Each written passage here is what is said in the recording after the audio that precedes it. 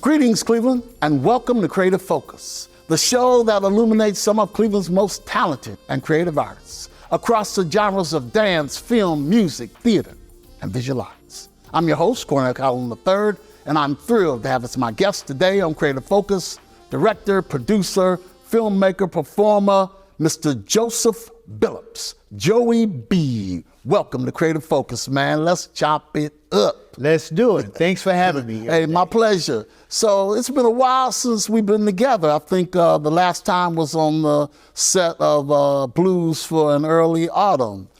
Yes, yeah, it was. That was a lot of fun, very interesting, and I got to tell you, the talent that we pulled in was amazing. Yeah, well, you know, that's what we do. That's what we do.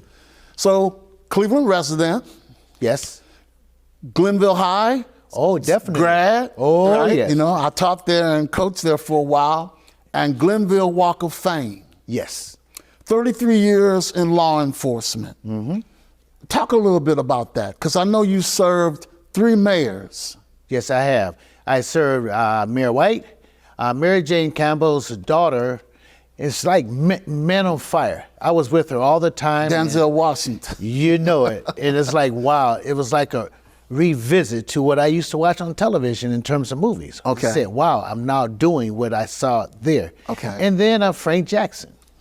So did your work in law enforcement influence you as a creative individual? I don't want to say filmmaker, because you also did theater. Yes, well, I got to tell you, law enforcement brought to me a lot of different experiences. And with those experiences was something that kind of said, wow. And I had to start looking at some things, and I started revisiting some of the stories and the histories of things that I saw on the job, staying mindful of the fact that I need to maintain confidentiality, but the creativity side of it was like, I tell people all the time, I got a lot of stories to tell. And yes, I have a lot of stories to tell, and law enforcement really helped me to kind of hone in on some of those creative juices to make what I do in terms of filmmaking come to life. Now, you started out in theater, though, is that correct? Yes, I did. Do you remember your first play? My first play was a play titled One Mind. It was a story about Malcolm X and Martin Luther King, and how even though it looks like they had a different philosophy about a lot of different things, but in the end, reality-wise, they were of the same mind. What do you enjoy most about performing, Joe, when that opportunity presents itself? What I like about performing is it kind of gives me that opportunity to be funny, be serious, be educational, and at the same time be able to portray all those attributes through just going into a imaginary world and just come out on the other side creative. And did you start writing plays? I started writing plays a little bit before One Mind, but One Mind was a real strong one. I used to really get into trying to ad-lib and try to do impersonations of various people. And one of the persons that I did was Martin Luther King. And I took it on a serious note. And I kind of really delved into it and got to the point I did a small thing at church. And a friend of mine said, when you got up there and spoke, I almost wanted to go and crawl up under the first bench, because I thought you were him. And I thought they were coming through the door. You know, your portrayal of Martin Luther King, and you've done it for me a few times, is just a powerful rendition. And I got a surprise for you. I got a clip of you playing Martin Luther King in our play, Court Square, downtown Talladega, Alabama. And this is actually in the City Hall Rotunda. And Pastor Grady Stevenson was carrying your hat. Oh, yeah, he held my hat. He held your hat. Let's take a look at it. Court Square, downtown Talladega. Joey Billups as Martin Luther King. The moral leader of our nation I have the pleasure to present Dr. Martin Luther King.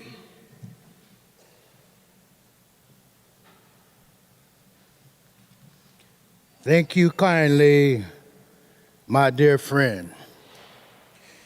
Distinguished guests, members of the faculty and students of this great learning institution. Ladies and gentlemen, this is an era of offensive on part of the oppressed people. All people deprived of their dignity and freedom are on a march on every continent throughout the world. The student sit-in is just such an offensive in the history of Negro people's system and justice of freedom. The students have taken the justice system into their own strong hands. They have revealed to the nation and the world their determined courage. They have embraced the philosophy of direct mass nonviolent action. They are moving away from tactics which are merely suitable for gradual and long-term change. The time is right to do what's right. You know, every time I see that, man, I'm just so impressed. Wow. What's the feeling? What's the feeling of playing an individual like Martin Luther King for you? And I know you put so much into it. Talk about that a little bit. Well, the first time that I did that in the Rotunda, I zoned out. I took it in, and when I put it back out there and I presented it to the viewers or people that were there, people were on the balcony in City Hall, and I got really, really, really strong and serious about it, and I resonated my feelings, and actually I became him. And it was serious. And I thought back about what he did and what he stood for, and I respected that. So I made sure I portrayed it in a way that would be respectful, and he, being still here spiritually, would be proud of. Yeah, you did a fabulous job. So how did you transition from theater into film?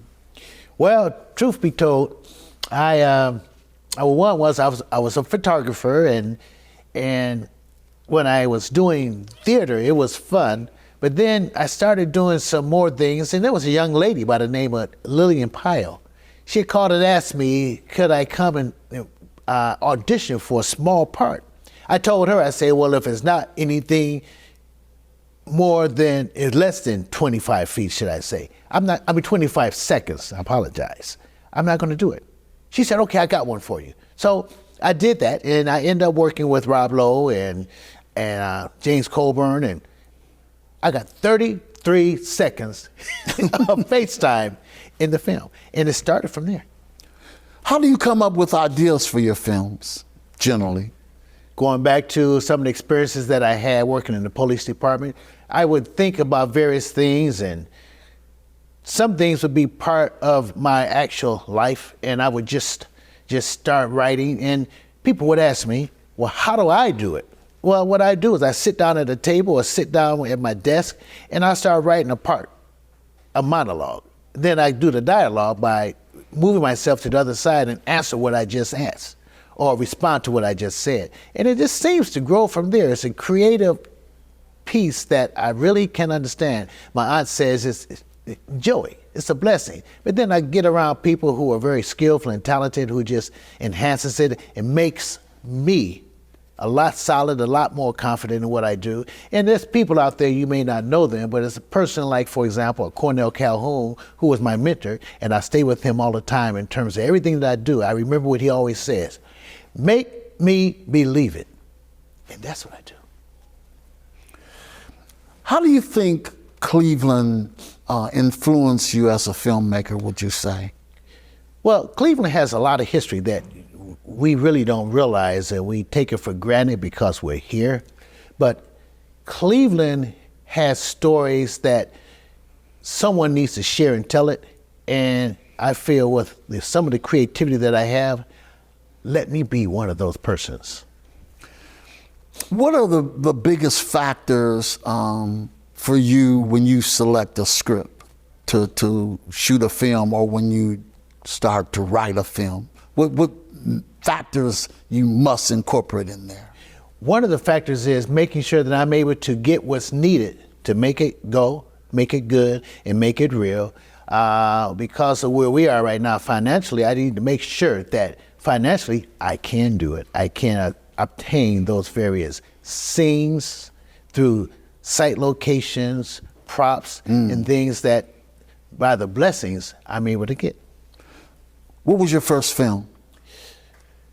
My first film, well, one of the first films that I worked with and did was, I got to tell you, A Raging Silence. And then when I got into another big film was Standalone. Standalone. Oh God, that was a 28-day shooting. Talk about that process, because I was a part of that. Yes, you Cornell Delante. Cornell Delante, yes. That process was, after writing the script, I started thinking about, okay, well, we need to find locations, and I need certain moods and emotions coming out of that. And I started looking at every individual talent and said to them, just give me what you got, and let's make it real. And it just came. It just came. It was there. It flourished like you would not believe. It was long shoots. We had a lot of time to work with, but it was great. The talent was fabulous. The thing about Standalone I remember was that, you were the writer, the producer, the director, and the lead character.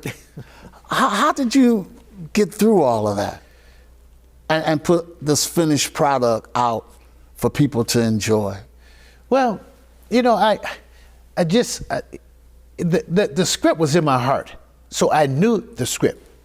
The part of producing it was making sure I had everything that we needed. And one of the most important things about that film is, I told everyone, I say, listen, one thing we're gonna make sure, because I wrote it that way, we don't wanna have any profanity, we don't wanna have any sexual connotations or any high profile violence, because we can do this without having that cultural negativity in what we do. And when we would shoot, sometimes someone would say the wrong word and say, cut, we're not using that word, change it. And we did, we put it off, and it was very strong, and it was very positive. Okay. For the audience, I have a clip of Stand Alone, written, directed, and produced by Joey Billups. Let's take a look.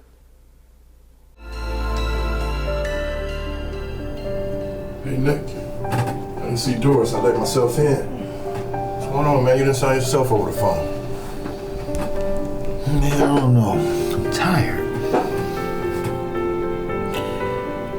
After Sandy left, I get pulled from every which way. Feel like I'm losing faith. I can't do that. Feel like I want to give up. But I gotta beat it from the goal. I just don't know, man. Well, you always pray with me. Let's pray.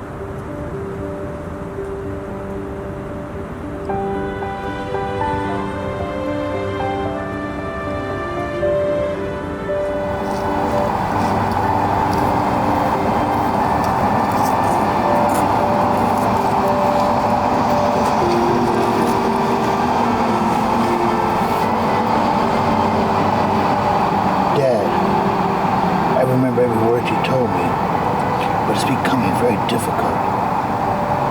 I feel like I'm losing faith. I feel like I just want to give up. Tell me, what should I do?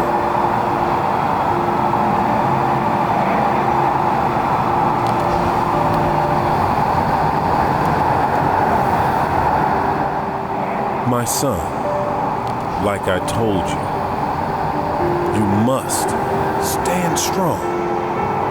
Your strength must come from within. Remember, God will provide.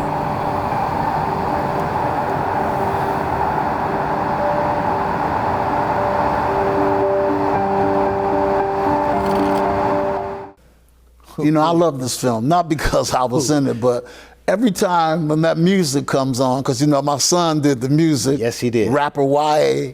I mean, I just get goosebumps with that film. What was the biggest challenge in making Standalone for you? One of the biggest challenges was getting everybody on board.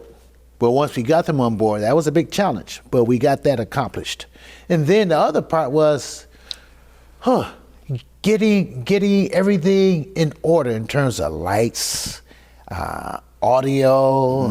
It was juice, and we had the good talent that worked with it, and it was fun. Talk about your production company, Tribal Productions, and how that got started. And that's the engine for your films, for our films. Right. Well, I got to tell you, Tribal Productions started years ago. I had started a clothing line, Tribal Gear. I didn't know that. Yes, in Tribal Gear, you look at the spelling of tribal, it's in a pyramid shape in terms of the logo. Tri stands for, based on dictionary, the attempt or make an effort to do something. Okay. BAL, based on dictionary, is the abbreviation for balance. And because it's in a triangle, tribals represents the ethnic, racial, and cultural differences through a universal togetherness. That's tribal. And tribal production is where it stemmed from. We got it, and tribal production is here to stay. Yeah. So, as a filmmaker, do you enjoy watching films? What's your favorite film? Ooh, my favorite film, I gotta tell you, I watch it all the time, is Equalizer. I love it. Equalizer 1, 2, and 3. And then every once in a while, I'll take that step back, and I gotta tell you, it's an independent film, but I watch it all the time, and that's Raging Silence. Because in my heart, I watched it, I saw how it came about, and I'm like, wow, this is really deep. This is real deep. I enjoyed it.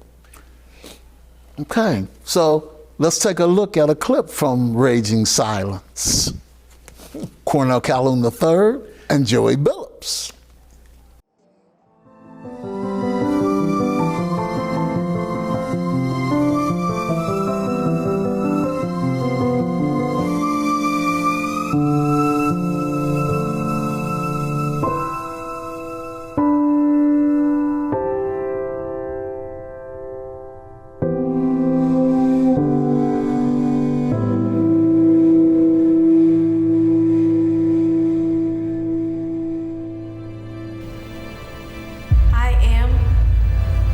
A black diamond. I'm rare, strong, and resilient. My future is magical.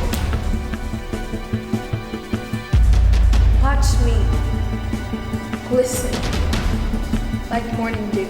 Watch me dance in the summer breeze. Watch me glimmer like the glowing sun, blazing. I'm a black pearl, fresh and brand new. I can do anything, I can be anything, and I'm very good at being me.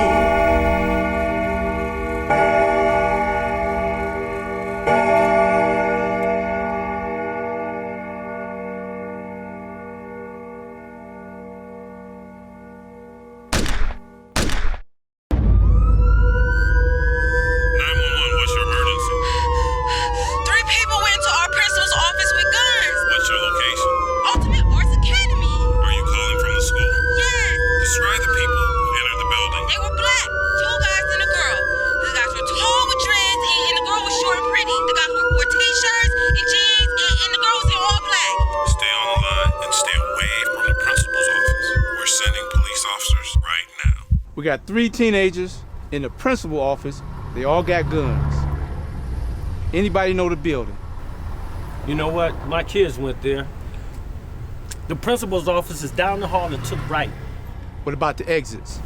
Right, far left. Gentlemen, I got 794 covering the exit. Keep your eyes open.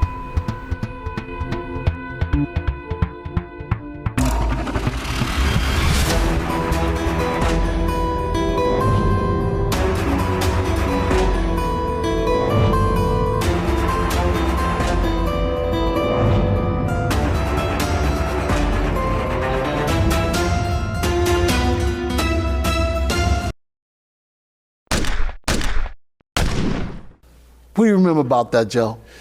Oh, it was one of those days where we had so much to do, and when you asked a question about how do you do so many different things, we did a lot of different things, from drone shots to just being able to have the proper vehicles and the mood, and just the sound effects were just so popping and powerful. Oh. You know what resonates me with that film is that it was shot on the location mostly of my old junior high school, Central Junior High School on East 40th. And every time I go by there, and we've actually shot about 3 films there. Yes, that's like a super setting for me. Yeah. So every time I go by there and I think about, you know, Raging Silence, because we shot about three-day shoot, you know, for that film. And I got to tell you, Raging Silence, we got it submitted into the Film Fest in San Diego. And out of 1,300 applicants, we were one of the 5 who won. And it's an actor, one that I look at a lot, Clifton Powell. He was there. And Clifton Powell, he was there to be one of the guest speakers. And he told us, he said, you guys, 5 of you guys won out of all 1,300. You all are winners. I enjoyed that. Do you have a preference, drama or comedy? Because you know me, I'm straight drama. Yes. Actually, not really.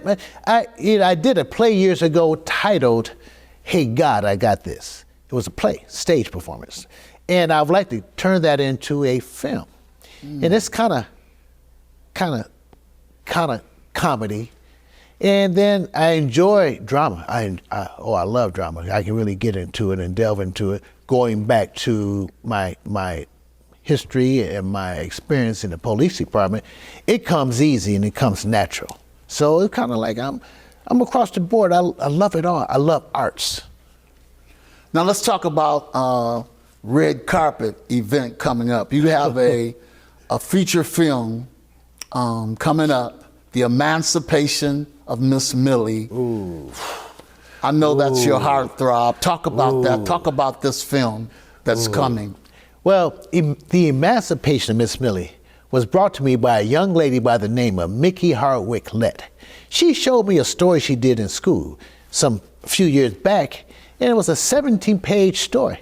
I read it. I said, oh my God, I love this.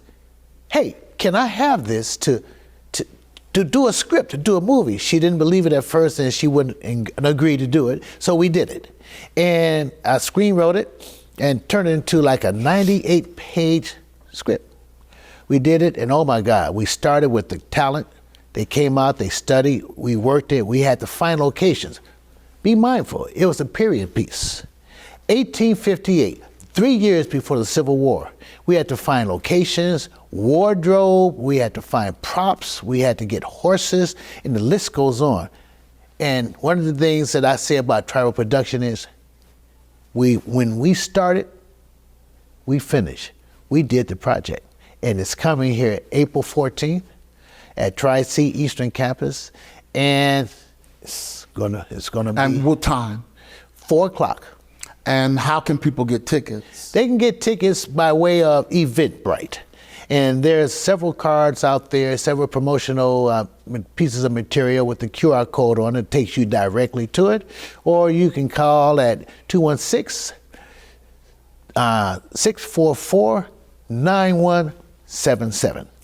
Give a brief synopsis of the emancipation of Miss Millie. Just a brief one. We don't want to give everything away. Oh, okay. We won't do that. Right. We want you to see it. Well, it starts out, this young lady by the name of Miss Millie. She's a wife of the slave owner. Well, they're both slave owners. And she seems to be very fond to one of the slave girls. And the slave girl's with child. But they work together and they do the various things. So the slave girl being fond of her as well, they kind of stay together and kind of work with each other. The husband, he's kind of abusive. When he comes from this other plantation that his dad passed down to him. And after a while, Miss Millie gets tired of being abused. So she's trying to find ways to get him to stop and get out of this. So things start to happen here and there. And then one thing goes to another. And in the end, you won't see it coming. We have the trailer of the emancipation of Miss Millie, and we're going to show it right now and maybe garner up some customers, some patrons for this film. All right. The Emancipation of Miss Millie by Joey Billups. Tried to be every bit of a wife described in Ephesians. I've heard you give many a sermon on marriage, and I believe it was in 1 Corinthians 7, verse 10 or 15, where it talks about husbands and wives. Oh, John, what is it? I'm busy. Master John Sr., your daddy, and Master John Jr., your baby's daddy. Afternoon, Miss Millie, what a pleasant surprise. Follow my instructions. 4 benches in this pile in the fresh bottle burning. You just can't go out and kill the man. John!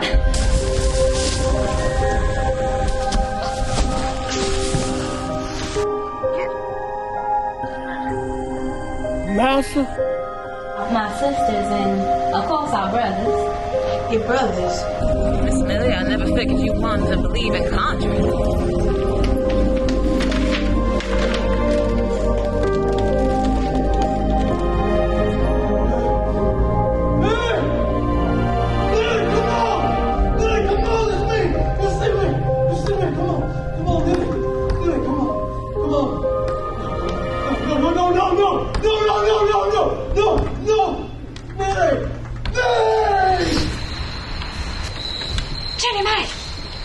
Why'd you let me sleep so long? I tried to wake you earlier. Master Dutton told me not to let anybody bother you, that you had a long day and you need your rest. Well, come on, we gotta work fast. I'm looking forward to it. Great. I'm Red looking carpet? forward to it. Yes. Red carpet? Yeah, dressed to impress. Dressed to impress. Yes. And on this note, I know you recently took a trip to Ghana. Mm-hmm. And during that trip, you had a revelation. Mm-hmm. Let's talk about what you're doing in Ghana. Well, I went to Ghana to support Yvonne Pointer. And she was being sworn in as Queen Mother of Ghana, one of the Queen Mothers. Well, I went there, we toured the school of her daughter, and we toured a lot of the parts and locations in Ghana, from the slave dungeons, some of the stories about things that happened years ago during that transition of bringing those from the motherland over to here. I call it the other land. Well, we went to one location and I happened to walk through there and I looked and I asked the pastor of the building, I said, Pastor, something like this, what does it cost? He told me. I said, you gotta be kidding me. That's it? He said, yes. So I had some emotion because I've seen so much. So I went to Yvonne and said, Yvonne, I would like to donate some money to build a creative arts center in the name of my son, who I lost a couple of years ago through some dark time. And he's a fabulous artist, not because he's my son. You got to see his work. So they said, really? I said, yes. So I sent the first $5,000 to Ghana to start the process. And then I had some help from various people to donate. And we finished building the building. It's complete. Now we're putting in chairs, getting some video things, because what I want to do is I want to be able to have the young ones over in Ghana to learn the skill of creative arts, whether it's theater, film, recitals, or painting. And so we're going to start that. I'm going to write a script with the help of some fabulous script writers here. And I'm going to send it there, and they're going to study, rehearse, and then when we go for the official ribbon cutting, they're going to perform the play. When do you think the official ribbon cutting will be? We're hoping around October of this year. October of this year? Yes. And you'll be making a journey down there. I'm taking And another what trip. was your son's full name? His name was Joseph Colin Nicholas Billups. Joseph Colin Nicholas Billups. Yes. And that's a wonderful way to honor his memory, Joe. You should be proud. Oh, yeah. I'm looking forward to that. Great. And maybe you want to go. I would love for you Now, to go. you know me, I don't get on the planes. But you can do a lot of video footage and a lot of photographs and bring them back. Oh, yeah, I'm gonna do And that. I'll be happy to make a donation also. Okay. You know. And what's next for you, Joe? Well, next for me, I'm working on another project. I just don't stop. It just stays and I continues. understand. I got another one called The Cowboy Story. And The Cowboy Story is a very good story. It's drama, but it's also historical. It tells the history about cowboys. Cowboys from back in the slave days, we as slaves were called cowboys. The other persuasions were called cowhands. But amazingly, cowboys stuck. And now cowboys is everyone who's into the cattle or the cow business and industry. And The Cowboy Story is going to show something. And when do you think you may film that, start shooting that? I hope to start shooting that sometime around July, August. July, August. Yes. Okay. Well, hey, Joe, it's been a pleasure. I mean, thank you for being on the show. You know, we work together all the time, so it's just like having, brother hanging out. Thank you so much. I appreciate it. It's a pleasure just hanging out with you again, and this won't be the last time, and we're going to be doing a lot of good things. And one of the things we always say in tribal production, we make movies. We make movies. Thanks, Joe. Thanks a lot. So that's it, Cleveland. We're out. But remember, a true artist is not only inspired, but inspires others. I'm Cornell Calhoun III for TV 20 and Creative Focus. Until the next time becomes our time, be well, be safe.